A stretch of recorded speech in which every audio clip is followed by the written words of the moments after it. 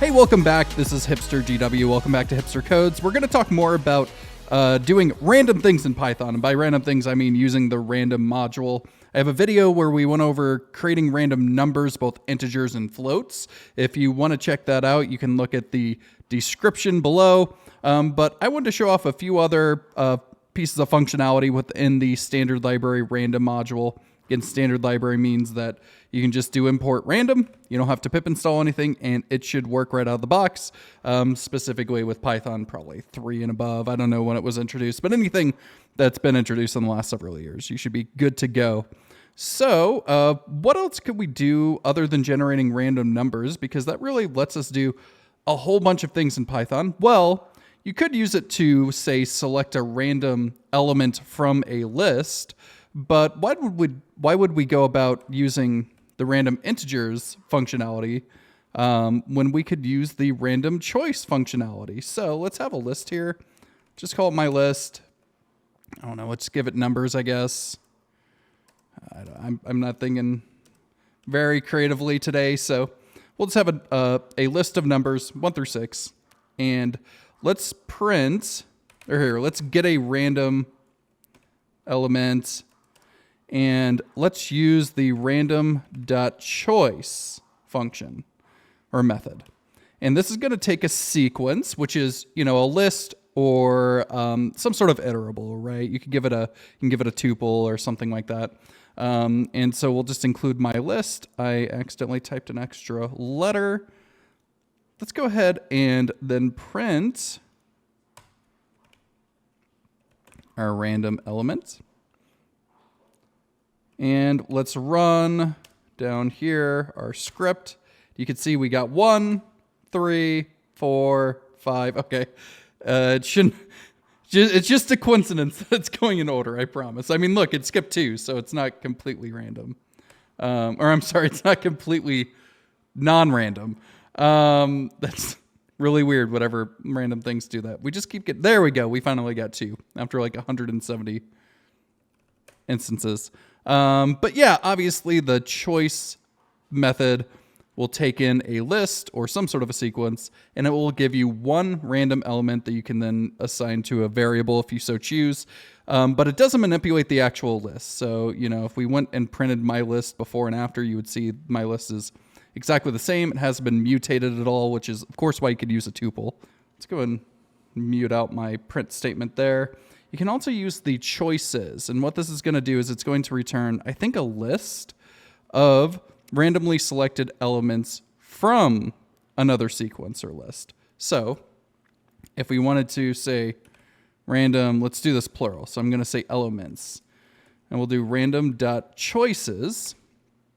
The first argument at once is still the sequence. So it's going to start looking like the choice singular method. But you can see it takes in a few other elements. It wants the argument k for an integer. This is how many elements you want. By default, it's only going to give you 1. But, oh yeah, and see, you can see here it says it's returning a list. So we could start off by just giving it my list, and then we could say k equals 3 instead of 1. And let's print random elements. Print random elements. Run our script. Then you can see we have 4, 6, and 1 randomly selected from our original list. Okay, so you see it also takes a weights argument. And what you give is another sequence, right? So you can give it a list, and that list, should be the same size, right? It should have the same amount of elements. But what you're going to give is a bunch of floats that are going to then help evaluate whether or not that specific element in that index is more or less likely to be selected. It looks something like this. We could do my weights. You don't have to necessarily declare it here, but I'm going to.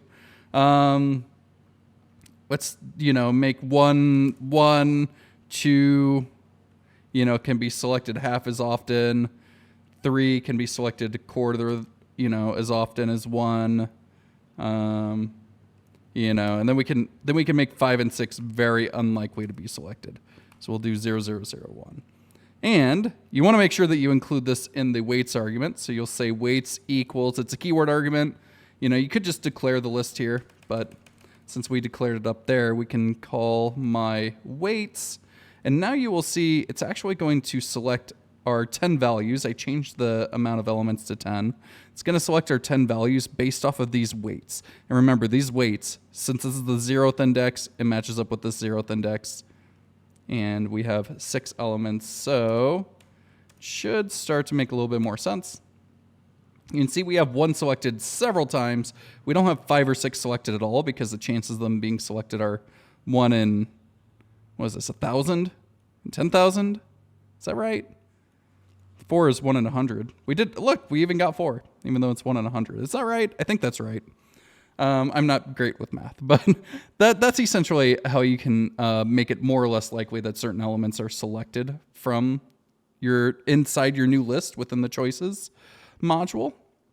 Now, just to reiterate, both the choice and choices methods do not manipulate the original list or sequence. That's why you can use a tuple as well. So it's not actually going to change the original one, but the shuffle method does. And so let's print my list, and then you will see we can call random.shuffle. Now it's not going to return us anything, I don't think. Yeah, see, it returns none. So we don't actually need to save it to a variable because a variable is kind of useless. We're going to include my list as the argument, and then let's print my list after we shuffle it up. You'll see I don't have this arguments anymore. Here, we can even just mute out all the stuff that we're not using. So we're going to print my list. We're going to shuffle it. We're going to print it again. If I could type clear correctly. You can see we have 1, 2, 3, 4, 5, 6. And then we have the same elements, but they're all shuffled around. So you can only do this with a mutable element, right? So you can't do this with a tuple. So let's try and do it with a tuple. I think we're going to get an error. Yep, we get an error. It says tuple doesn't support item assignment. Obviously, tuples are immutable, so you can't add, subtract elements, rearrange the elements, and that's essentially what the shuffle is doing, is it's actually changing the original element. It's not returning you a new list that is randomly selected or something or randomly shuffled around. It's actually shuffling the original list. And then there's one more that I wanted to show off within the random module, which is the random sample. This actually could be used to shuffle around a tuple if you wanted to, or shuffle around a list and not change the original list. But what the random sample is going to do is select, it's sort of like the choices, but it's going to select samplings from the original list. So this could be used in statistics or something like that. So we have this list. I guess we could leave it as a tuple. That should still work. Let's call it my sample for the variable. And let's do random.sample. We'll have my list as the argument. You see it also takes in k. And I think you have to give k in this instance. Let's see. I think it's going to throw me an error. Yep. Yeah, so we have to give the second positional argument as that k argument, which is the number of elements that we want to sample. So we have 6, so let's sample 3 elements.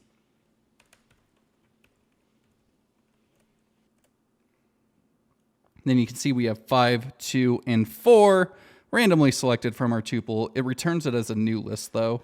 There's actually a way that you could sort of, if you wanted to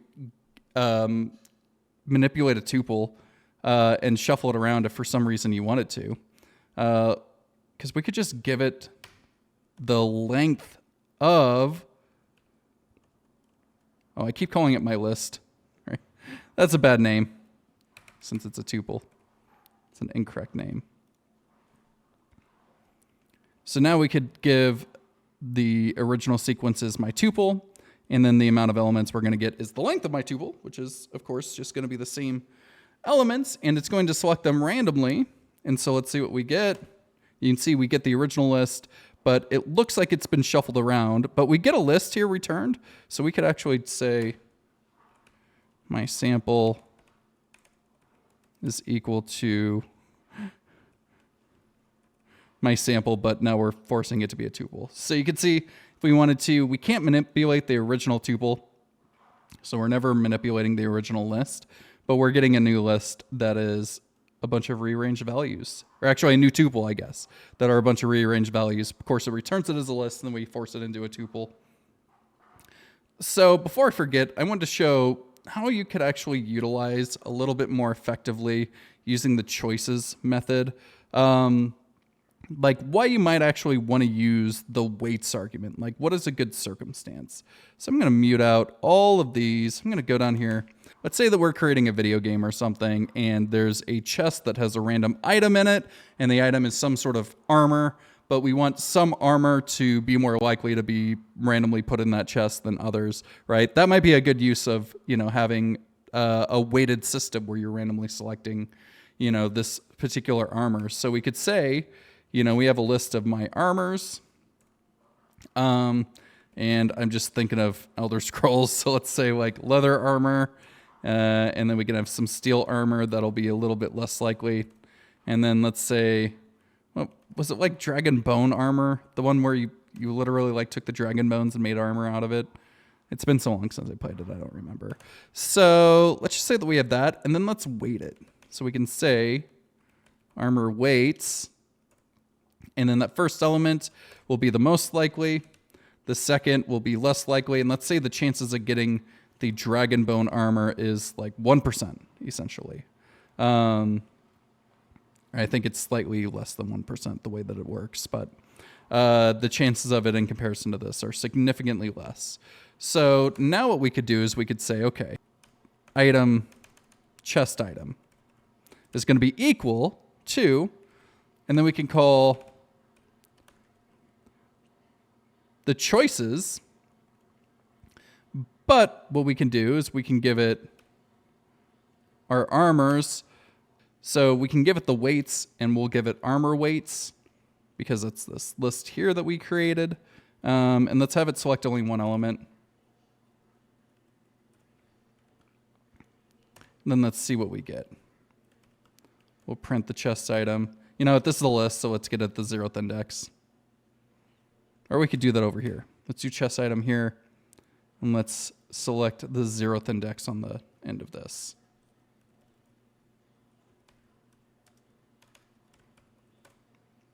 All right, so there we go. We got steel armor, we got leather armor, right? We're getting leather armor most of the time. Steel pops up every once in a while. We haven't gotten the dragon armor yet because it's very unlikely. We could say, let's get 100 of these.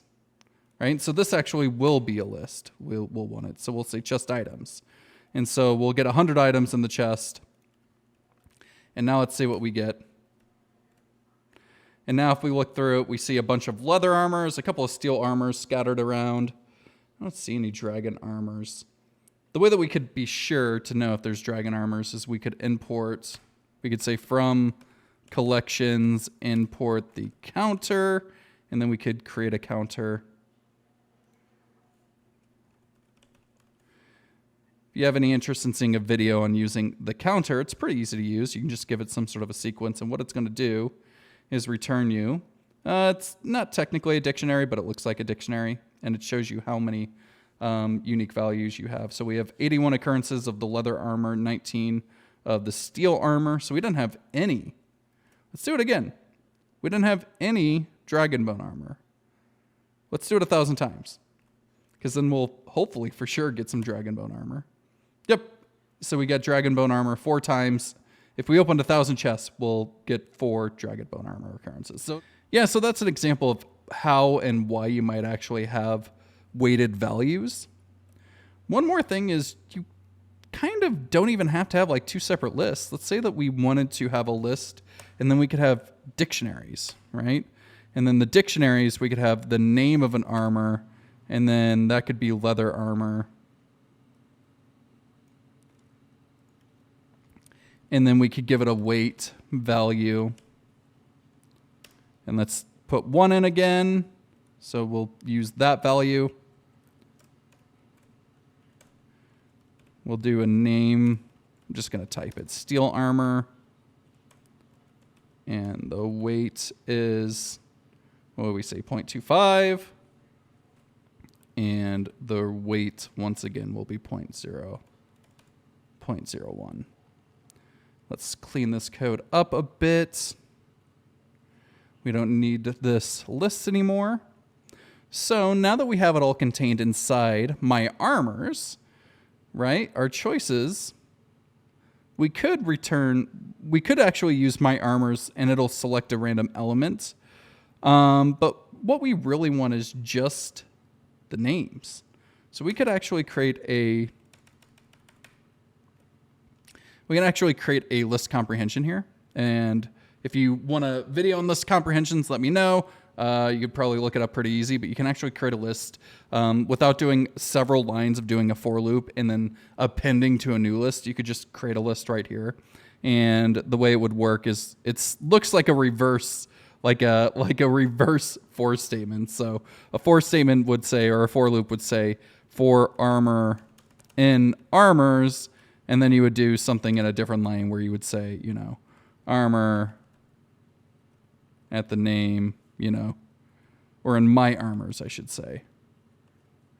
You know, at the name key will then be appended to some list. But instead, what you're saying is this element is going to be added to the list. So we'll say armor at the name index will be added to the list for each armor and armors. So that's why it looks like a reverse, like it looks opposite from the way that our brains would think about it, but it actually makes a lot of logical sense. So this is the actual value that will be included in our list, which is the name of an armor for armor in my armors list. We do the same thing with the weights. And so let's do a list comprehension and we'll say armor weight for armor in my armors. And now, if we run it again, it's going to look pretty much the same.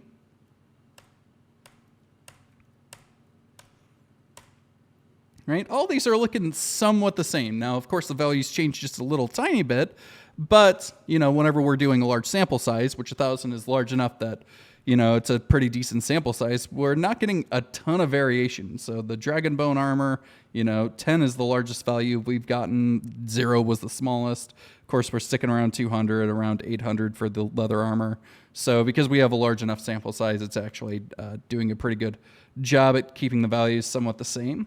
But we were actually able to do it in a little bit clearer code because we were able to combine our values inside a dictionary and then combine all those dictionaries inside a list of dictionaries. Makes it, you know, a little bit harder to read. You could break this up onto different lines if you wanted to make it a little bit easier to read. Yeah, so that's an actual example of how you might actually utilize the weights argument in the choices method. So just wanted to show that off. Again, the choice method, it returns you one random element from a sequence. It could be a list or a tuple. The choices returns you a list of elements. K is how many you get from that sequence. So you include the sequence, which could be, again, tuples or whatever. Shuffle actually manipulates or mutates the original sequence, so it has to be mutable. So lists are going to be the most common, so you can't use tuples for this one, but it's actually going to rearrange the elements, keep them all the same, so it's not going to add or subtract any elements. It's just going to rearrange the order of them. And then the sample will actually select a random sampling of the elements inside your sequence as well, so you could use a tuple for that if you wanted to. So, and then that last example we just showed as an example, if you wanted to shuffle around a tuple, you would just save it to a new variable, turn it into a tuple. And then we showed off the counter function. So we showed off a lot of things during this video. If you have any questions, please leave a comment down below. If any of this isn't making sense, if any of these things could be covered in more depth, let me know if you have any other ideas for videos. Let me know if you found this valuable. Thanks again for tuning in, and I'll see you in the next video.